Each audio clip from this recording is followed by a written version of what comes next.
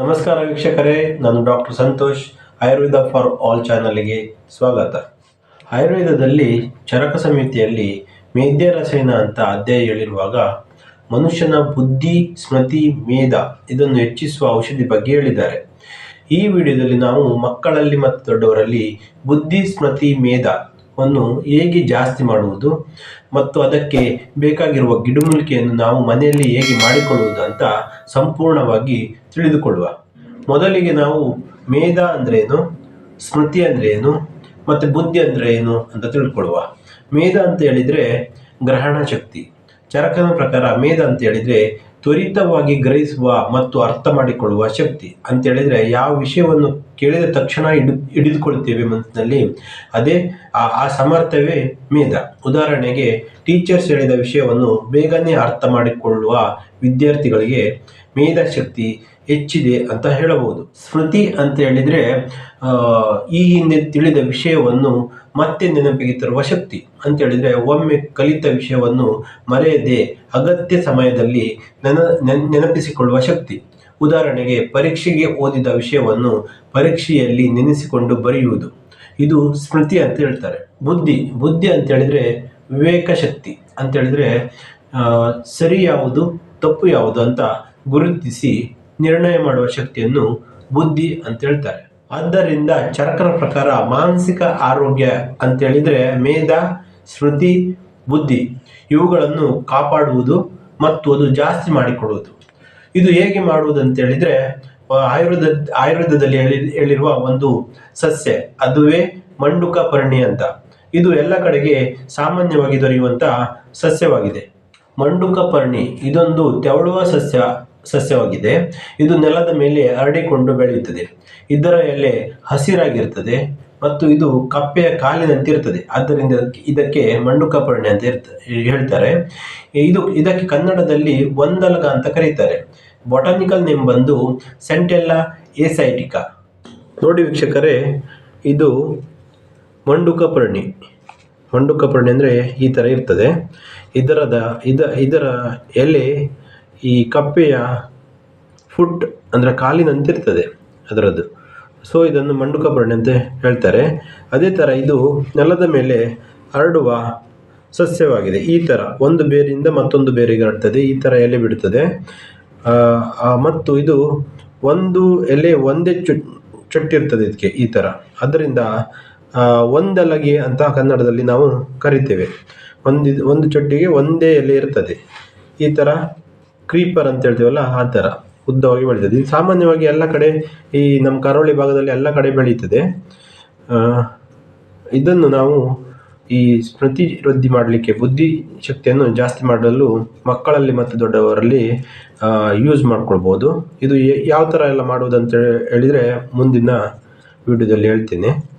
ಮಂಡುಕಪರ್ಣಿಯ ಮನೆಯಲ್ಲಿ ಮಾಡುವ ಪ್ರಿಪ್ರೇಷನ್ಸ್ ಯಾವುದೆಲ್ಲ ಅಂತ ಹೇಳಿದರೆ ಮಂಡುಕಪರ್ಣಿ ಸ್ವರಸ, ಮಂಡುಕಪರ್ಣಿ ಕಲ್ಕ, ಮಂಡುಕಪರ್ಣಿ ಚೂರ್ಣ, ಮಂಡುಕಪರ್ಣಿ ಕ್ವಾತ. ಇದನ್ನು ನಾವು ಮನೆಯಲ್ಲೇ ಮಾಡ್ಕೊಳ್ಬೋದು. ಮಂಡುಕಪರ್ಣಿ ಸ್ವರಸ ಮಾಡೋದು ಹೇಗಂತ ಹೇಳಿದರೆ ಈ ಥರದ 8ರಿಂದ 10 ಮಂಡುಕಪರ್ಣಿ ಎಲೆಯನ್ನು ಚೆನ್ನಾಗಿ ತೊಳೆದು ನಾವು ಕಲ್ಲುವ ಯಂತ್ರದಲ್ಲಿ ತೆಗೆದುಕೊಳ್ಬೇಕು.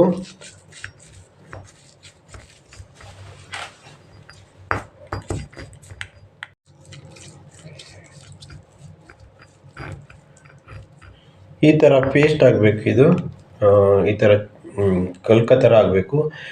ಇದಕ್ಕೆ ಯಾವುದೇ ಥರ ನೀರು ಬೆರೆಸ್ಲಿಕ್ಕಿಲ್ಲ. ನಂತರ ಇದನ್ನು ನಾವು ಸ್ಕ್ವೀಸ್ ಮಾಡಿ ಸ್ವರಸವನ್ನು ತೆಗಿಬೇಕು, ರಸವನ್ನು ತೆಗಿಬೇಕು. ಅದಕ್ಕೆ ಸ್ವರಸ ಅಂತ ಕರೀತಾರೆ. ನೋಡಿ ವೀಕ್ಷಕರೇ, ಸ್ವರಸ ಈ ಥರ ಬರ್ತದೆ. ಇದನ್ನು ನಾವು ಮಕ್ಕಳಿಗಾದರೆ 10 ml ಮತ್ತು ದೊಡ್ಡವರಿಗಾದರೆ 20 ml ಅನ್ನು ಬೆಳಿಗ್ಗೆ ಖಾಲಿ ಹೊಟ್ಟೆಗೆ ಕುಡಿಸಬೇಕಾಗ್ತದೆ. 3 ತಿಂಗಳುಗಳ ಕಾಲ ಕುಡಿಸಬೇಕಾಗ್ತದೆ. ಇದು ದೇಹಕ್ಕೆ ಶೀತವೀರ್ಯವಾಗಿದೆ ಮತ್ತು ಇದು ರಸ ಕಹಿಯಾಗಿದೆ. ಮಂಡುಕಪರ್ಣಿಯ ಕಲ್ಕ ಮಾಡೋದು ಹೇಗಂತ ಹೇಳಿದರೆ 8 ಮಂಡುಕಪರ್ಣಿಯ ಎಲೆಗಳನ್ನು ಚೆನ್ನಾಗಿ ತೊಳೆದು ನಾವು ತಗೊಳ್ಬೇಕು. ನಂತರ ಇದನ್ನು ಚೆನ್ನಾಗಿ ಗುದ್ಕೊಳ್ಬೇಕು ಮತ್ತು ಗ್ರೈಂಡ್ ಮಾಡಬೇಕು. ಯಾವುದೇ ಥರ ನೀರನ್ನು ಹಾಕ್ಲಿಕ್ಕಿಲ್ಲ. ನೋಡಿ ವೀಕ್ಷಕರೇ, ಕಲ್ಕ ಈ ಥರ ಆಗ್ತದೆ. ನಾವು ಕಲ್ಕ ಅಂತ ಹೇಳಿದರೆ ನಾವು ಕನ್ನಡದಲ್ಲಿ ಇದನ್ನು ಚಟ್ನಿ ಅಂತ ಕರಿಬೋದು. ಈ ಥರ ಆಗ್ತದೆ.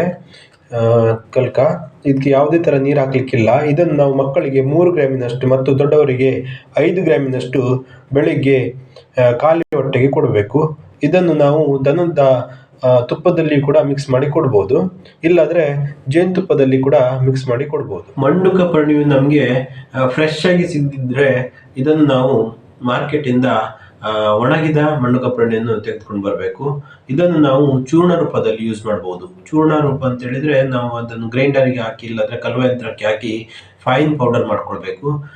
ಅದ ನಂತರ ಅದನ್ನು ನಾವು ಮಕ್ಕಳಿಗಾದ್ರೆ 1 ಗ್ರಾಮಿನಷ್ಟು ಜೇನುತುಪ್ಪದಲ್ಲಿ ಅಥವಾ ತುಪ್ಪದಲ್ಲಿ ಮಿಕ್ಸ್ ಮಾಡಿ ಬೆಳಿಗ್ಗೆ ಖಾಲಿ ಹೊಟ್ಟೆಗೆ ಕೊಡಬೇಕು. ದೊಡ್ಡವರಿಗಾದ್ರೆ 3 ಗ್ರಾಮಿನಷ್ಟು ಚೂರ್ಣವನ್ನು ನಾವು ಜೇನುತುಪ್ಪದಲ್ಲಿ ಅಥವಾ ದನದ ತುಪ್ಪದಲ್ಲಿ ಮಿಕ್ಸ್ ಮಾಡಿ ಬೆಳಿಗ್ಗೆ ಖಾಲಿ ಹೊಟ್ಟೆಗೆ ಕುಡಿಯಬಹುದಾಗಿದೆ. ಪರ್ಣಿ ಕ್ವಾತ ಮಾಡೋದು ಹೇಗೆ ಅಂತ ಹೇಳಿದ್ರೆ, ಒಣಗಿದ ಮಂಡಿಕ ಪರ್ಣಿಯನ್ನು ನಾವು ಒರಟೊರಟಾಗಿ ಚೂರ್ಣ ಮಾಡ್ಕೊಳ್ಬೇಕು.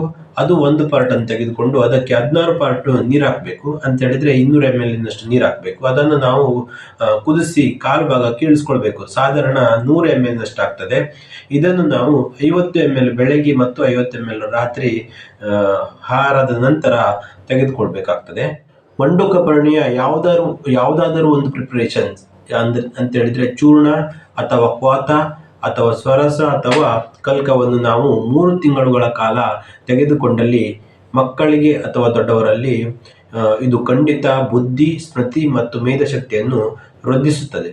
ಮಂಡುಕ ಪರ್ಣಿಯಲ್ಲಿರುವ ಫೈಟೋಕೆಮಿಕಲ್ಸ್ ಅಂತ ಹೇಳಿದ್ರೆ ಸಸ್ಯದ ರಾಸಾಯನಿಕಗಳು ತುಂಬ ಒಳ್ಳೆಯ ನ್ಯೂರೋಪ್ರೊಟೆಕ್ಟಿವ್ ಮತ್ತು ನ್ಯೂರೋ ರೀಜನೇಟಿವ್ ಎಫೆಕ್ಟ್ ಹೊಂದಿರುವುದರಿಂದ ಇದು ಅತ್ಯುತ್ತಮ ಮೇದ್ಯವಾಗಿದೆ. ಅಂದರೆ ಮೆದುಳಿನ ಟಾನಿಕ್ ಆಗಿ ಕೆಲಸ ಮಾಡ್ತದೆ ಮತ್ತು ಇದು ಯಾವುದೇ ಅಡ್ಡ ಪರಿಣಾಮಗಳು ಇರುವುದಿಲ್ಲ. ಇಷ್ಟು ಹೇಳಿ ಈ ವಿಡಿಯೋನ ಇಲ್ಲಿಗೆ ಮುಗಿಸ್ತೇನೆ. ಯಾವುದೇ ಥರದ ಡೌಟ್ ಇದ್ದರೆ ಕಮೆಂಟ್ಸ್ ಮಾಡಿ, ಅದನ್ನು ಸಾಲ್ವ್ ಮಾಡಲು ನಾನು ಪ್ರಯತ್ನ ಮಾಡ್ತೇನೆ. ಸ್ವಾಸ್ಥ್ಯಸ್ಯ ಸ್ವಾಸ್ಥ್ಯ ರಕ್ಷಣಂ ಆತುರಸ್ಯ ವಿಕಾರ ಪ್ರಶಮನಂ ಅಂತ ಹೇಳ್ತಾ ಈ ವಿಡಿಯೋನ ಇಲ್ಲಿಗೆ ಮುಗಿಸ್ತೇನೆ. ನಮಸ್ತೆ.